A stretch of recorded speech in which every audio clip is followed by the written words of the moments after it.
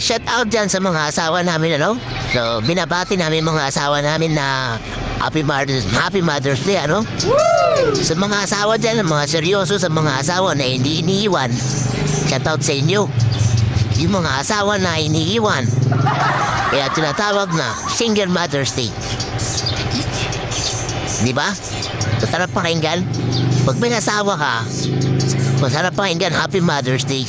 Pero pag iniwanan ka na, ang pangit na pakinggan, Happy Single Mother's Day.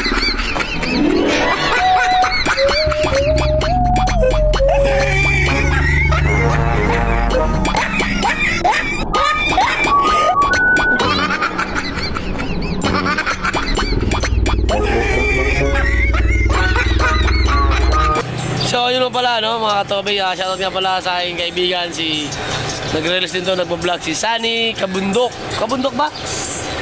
So, di ba? Ang ganda ng apelido niya. Ako naman si Topix Vlog. Sige.